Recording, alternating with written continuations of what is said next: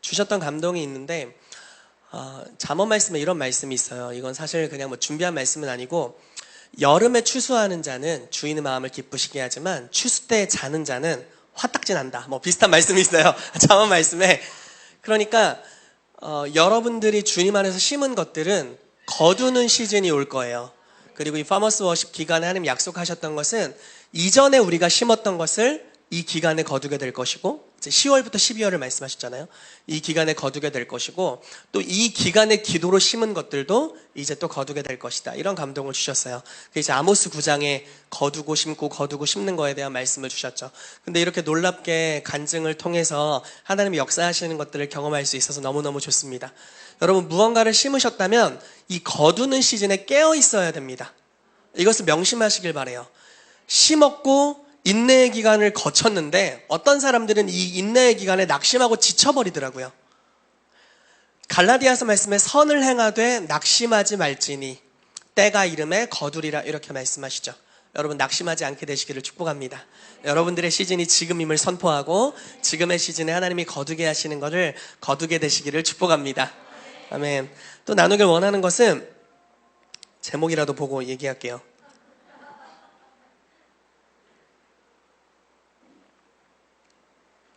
하나님께서 내년도에 주실 추수를 위해서 오늘 우리가 어떤 준비들을 해야 된다는 감동이 있어요. 다윗의 시대는 굉장한 은혜의 시대였습니다. 다윗은 구약 한복판에 살면서도 신약의 삶을 살았던 독특한 인물이죠.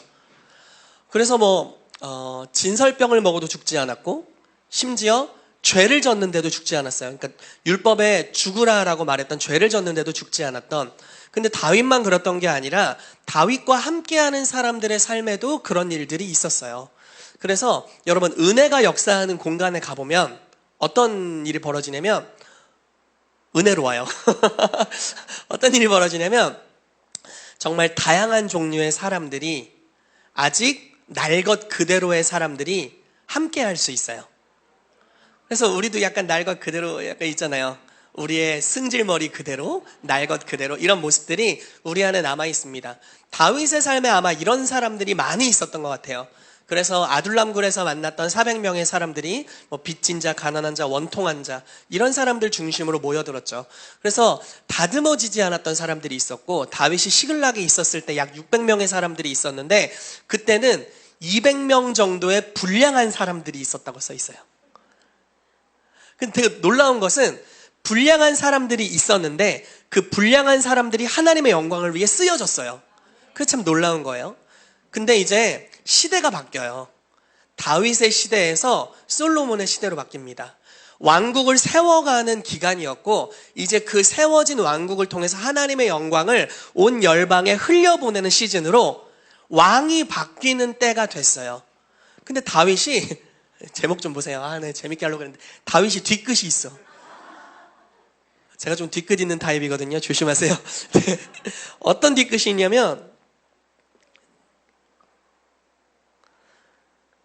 특별히 두 사람에 대해서 이야기를 해요. 물론 이제 좋은 일에 대해서 칭찬하는 것들이 있는데 솔로몬에게 왕위를 물려주면서 두 가지를 반드시 하라고 이야기해요. 첫 번째, 요압이라는 군대 장관이 있었거든요. 요압을 곱게 무덤에 들어가게 하지 마라. 그리고 시므이라는 사람이 있었어요. 이 사람이 압살롬이 다윗을 배반했을 때, 이 사람은 베냐민 지파였거든요. 그리고 사울의 가문이잖아요. 그리고 다윗이 사울 이후에 왕이 됐으니까 다윗을 심중에 굉장히 싫어했었던 거죠. 그래서 야 봐라, 네가 너의 왕을 몰아내더니 너도 그 꼴이구나 하고 막 먼지를 뿌리고 막 재 뿌리고 난리를 폈었던 사람이에요. 근데 부하들 중 하나가 저 사람을 제가 죽일까요? 그랬더니 그렇게 하지 마라. 주님이 욕하게 하신 건데 내가 그냥 욕을 먹을 거다. 이렇게 이야기를 했고, 돌아올 때 그 사람이 이제 큰일 났잖아요. 다윗이 이제 개선행렬을 하니까 이제 왕 앞에 와서 이제 엎드리고 죽이지 말아달라고 비는 이런 장면이 있어요. 근데 다윗이 오늘은 기쁜 날이기 때문에 너가 죽지 않을 것이다, 이렇게 얘기했습니다. 근데 뒤끝 장렬, 자기가 죽을 때가 돼서 끝내라는 거예요. 요압을 죽이고 시므이를 죽여라. 와, 제가 어렸을 때 이 성경 구절을 봤거든요. 제가 중학교 3학년 때부터 성경 통독을 했었는데 그때 봤어요. 이해가 안 되는 거예요. 와, 근데 더 이해가 안 되는 게 뭔지 아세요? 솔로몬이 진짜 죽였어요. 근데 보세요. 여호야다의 아들 분하에게 명령하며 그가 나가서 시므이를 치니 시므이를 죽였어요. 이에 나라가 솔로몬의 손에 견고하여지더라. 근데 나라가 튼튼해졌어. 사실 숙청이잖아요.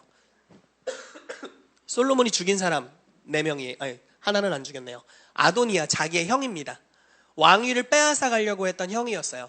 근데 이제 어쨌든 다윗이 솔로몬을 왕으로 임명을 했고, 그래서 아도니아에게 다 쏠려 있었던 군세나 모든 것들이 솔로몬에게로 옮겨지면서 아도니아를 원래는 죽이려고 했었는데 아도니아가 이제 빌었고 죽이지 않게 됐어요. 그런데 이렇게 이야기를 하는 거예요. 아도니아가 밧세바에게로 와서, 이제 솔로몬의 어머니죠, 밧세바에게로 와서 이렇게 얘기를 했어요. 그 다윗 왕이 나이 들어서 그 얻은 여인이 하나 있는데 수넴 여인 아비삭이라는 여인이에요. 그러니까 뭐 동침하거나 관계를 맺거나 그런 여인은 아닌데 왕이 몸이 너무 이제 나이가 들어서 차가우니까 그냥 옆에서 모셔서 섬기는 그런 사람이었어요. 수넴 여인 아비삭을 자기에게 달라고 밧세바에게 이야기를 한 거예요. 그래서 밧세바가 뭐 그래 너 왕자고 뭐 그 정도는 해줄 수 있지라고 생각한 거예요. 그래서 솔로몬에게 가서 부탁을 합니다. 왕이시여, 네 어머니, 제가 부탁이 하나 있습니다. 뭐든지 말씀하소서, 다 들어드리겠습니다. 아도니아를 위해서 수넴 여인 아비삭을 주십시오. 그랬더니 솔로몬이 띵 뭐라고 이야기를 했냐면, 어머니 아도니아를 위해서 왕위도 구하시죠. 이렇게 이야기를 하면서 아도니아를 데려다가 당장 죽여라, 이렇게 해서 죽습니다. 이유가 뭐였냐면, 당시의 소문은, 속담이 또는 전설이 있었는데 왕의 여인을 취하면 왕이 된다라는 전설이 있었습니다. 그래서 아도니아는 이 소문을 의지해서 아직도 왕위 천탈을 노리고 있었던 거죠. 그래서 그 속셈을 알고 숙청합니다. 아비아달, 이제 다 아도니아가 왕이 될 거라고 생각하고 붙었던 사람들이거든요. 아비아달과 요압이. 그래서 아비아달을 바로 이제 죽이지는 않고 다윗 때부터 함께했던 제사장이기 때문에 자기의 고향 아나돗으로 돌려보냅니다. 그리고 요압. 자, 요압은 참 복잡한 사람이에요. 다윗의 조카입니다. 그리고 이스라엘의 군대 장관이에요. 그 우리야, 밧세바의 원래 남편 우리야를 최전선에 보내서 죽인 사람입니다. 왜 그렇게 했을까요? 다윗이 그걸 원했던 걸 알고 있었어요. 항상 요압은 다윗의 뒤처리를 해주는 인물이었던 것 같아요. 다윗이 나쁜 짓을 했을 때도 그것들을 이렇게 해결해주는 사람이었어요. 그리고 다윗과 압살롬과의 관계가 안 좋았을 때 그 관계를 화목시키려고 노력했던 사람이 요압이었습니다. 또 더 아이러니하게도 다윗이 압살롬을 살리고 싶어 했을 때 압살롬을 죽였던 인물도 요압이에요. 그리고 사울의 군대와 사울의 군대와 다윗의 군대가 7년간 전쟁을 하거든요. 여기 남유다 그리고 나머지 이스라엘 7년간 전쟁을 했는데, 그때 이 사울 측 군대 장관이 아브넬이라는 사람이었고 이 다윗 측은 요압이 군대 장관이었습니다.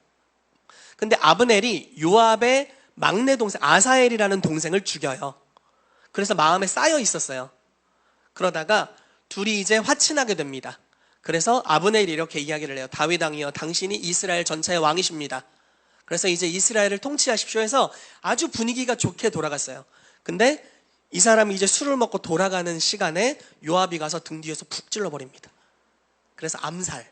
그래서 아브넬을 죽이고 다윗이 사울의 가문을 멸망시켰다는 오명을 뒤집어 씌우게 했죠. 그리고 압살롬이 반역을 일으켰을 때 군대 장관이었던 사람이 또 있어요. 이름이 정확하게 기억이 안 나는데 유다 지파에 기억이 안 납니다. 한 사람이 있어요. 그 사람을 또 요압이 죽여요. 그러니까 시키지 않은 일을 계속해요. 그러면서 뭐라고 이야기를 하냐면, 다윗이 내가 컨트롤할 수 없는 종류의 사람이다. 그렇지만 솔로몬아, 너는 저 노인을 백발로 무덤에 그냥 들어가게 하지 마라, 이렇게 이야기를 합니다. 그리고 이들을 다 숙청하고 나서 솔로몬의 왕위가 견고해집니다. 이 말씀을 좀 감동으로 주셨어요. 여러분, 하나님의 은혜 안에서 지어져가는 시즌에는 우리 안에 우리가 완전히 용납되면서 주님의 임재 가운데 자라갑니다. 근데 거기에는 불순물들이 함께 따라오는 경향이 있어요. 그리고 우리 가운데 요압 같은 사람이 함께 있기도 마련이에요. 내가 너도 죄 짓는 거 봐줬지? 너도 봐줘. 결탁, 죄를 공유하는 결탁이 일어나고 이것이 당연하다는 듯이 은혜라는 것 포장지의 가장에서 방종과 죄들이 자연스럽게 하나님의 통치의 영역으로 침투해 들어옵니다. 근데 하나님께서는 이 다윗의 시대를 그렇게 세워가셨어요. 그래서 불량배들도 있었다니까요. 그런데 솔로몬으로 통치가 바뀌면서 주님이 이것들을 끊어내세요. 솔로몬은 지혜의 왕이었죠. 정확하게 분별할 수 있는 왕이었습니다. 그리고 하나님의 그 여호와 하나님의 영광을 이스라엘 전역에 뿐만 아니라 열방에 퍼뜨렸던 왕이에요. 성전을 건축했고 여호와의 영광이 임했고 솔로몬의 지혜로 말미암아 열방에서 솔로몬을 보러 왔죠. 하나님의 지혜가 무엇인지를 나타냈던 왕이었습니다. 그리고 시대가 달라져요. 숙청이 일어납니다.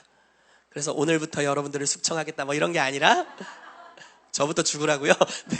그런 이야기가 아니라 어쩌면 은혜 안에서 자라가면서 우리 안에 자연스럽게 정착해버린, 사실 정착하면 안 되는데 정착해버린 요압이나 아비아달이나 시므이가 있을 수 있어요. 주님께서는 내년도에 새로운 추수를 주실 거예요. 물론 올해 말에도 우리가 놀라운 추수들을 지금 경험하고 있는데 내년도에 훨씬 더 새로운 차원의 추수들을 계속해서 주실 것입니다. 그리고 그걸 위해 우리를 준비시키길 원하세요. 솔로몬의 시대로 바뀌고 있다는 거예요. 세워지는 시즌이었다면 이제 열방이 빛을 발하는 시즌으로 뭔가 바뀌기 시작할 겁니다. 우리 안에 있었던 가만히 들어온 작은 여우들, 묵은 누룩들, 애굽의 수치, 길갈에서 벗어져 버렸던 애굽의 수치들, 이런 것들이 벗겨져 나가게 되기를 예수 이름으로 축복합니다. 그래서 우리가 어렸을 때는 말하는 것이 어린아이 같고 깨닫는 것이 어린아이 같고 생각하는 것이 어린아이 같지만 장성한 사람이 되어서는 어린아이의 일을 버리는 것이죠. 우리가 은혜 안에서 오냐오냐 자라갈 때는 이것도 좋고 저것도 좋고 이런 죄를 져도 오냐오냐 저런 죄를 져도 오냐오냐 하지만 장성해서 그러면 별로 안 재밌어요. 안 이뻐. 요한이가 기저귀에 가끔 응하를 하는데 아직까진 귀엽습니다. 냄새는 완전 사람이에요, 사람. 5년 뒤에 그러면 안 귀여울 것 같아요. 20년 뒤에도 그러면 아주 안 귀여울 것 같아요. 그렇죠? 지금은 괜찮아요. 어리니까. 자, 우리 가운데 영적 어린아이들이 있습니다. 은혜 안에서 우리가 품고 받아주는 것이 필요합니다. 그러나 지금 이 숙청은 백성들에게 일어난 숙청이 아니에요. 지도자들에게 일어난 숙청입니다. 저로부터 시작해서 모든 사역자들, 그리고 우리 교회는 모든 성도를 사역자로 무장시키는 교회죠. 와, 성도 한 명 한 명이 간증하는 것들이 얼마나 놀라운지를 여러분 들어보세요.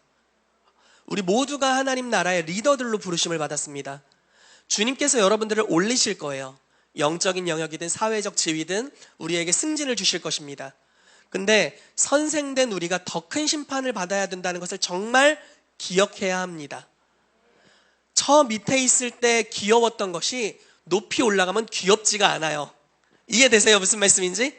하나님께서 저와 여러분들을 높이실 텐데 여러분들을 탁월함으로 준비하게 되시기를 축복합니다. 여러분들의 내면, 여러분들의 성품, 여러분들의 행위, 여러분들의 경건, 우리의 사랑을 표현하는 것들 모든 영역에 있어서 어린아이의 일들이 서서히 숙청되고 그리스도의 빛이 우리를 통해서 풀어지게 되기를 예수 이름으로 축복합니다.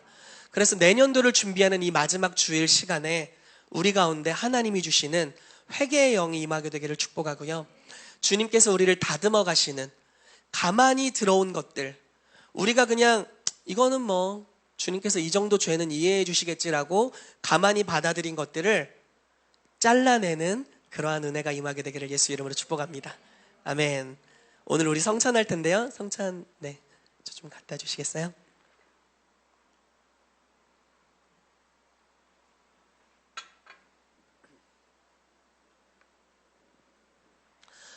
오늘 저희가 성찬을 할 텐데 오늘 성찬을 할 때 예수 그리스도의 그 은혜와 진리가 여러분들 가운데 가득 채워지기를 축복합니다. 주님이 우리 가운데 진리를 계시하신 방식은 참 놀라워요. 왜냐하면 사람을 버린 일이 없으세요. 주님은 죄를 잘라낼 때 마음을 다치지 않게 하고 잘라내세요. 교만한 자들을 향해서 너 교만해하면 엄청 상처받을 텐데 아기 하나를 데려다가 천국은 이와 같이 자기를 낮추는 자들의 것이다 이렇게 말씀하시고, 사마리아를 향해서 하늘에서 막 불 떨어뜨려 다 죽여버리자고 했을 때 나는 그런 영을 갖지 않았어 이렇게 말씀하시죠. 뭐? 심판을 이야기해? 너 내려와, 너 제자 자리 그만둬 이렇게 하신 게 아니라 그들의 마음에 있는 것들을 지적하시고 말씀으로 거룩해 하시는 모습을 우리가 보게 됩니다. 그분의 온유하심으로 인하여서 그분의 날카로운 진리의 교훈이 우리를 소성케 해요. 이 무슨 말씀인지 이해되시나요? 잠언 말씀에 온유한 혀가 뼈를 꺾느니라 라고 말씀하고 있습니다.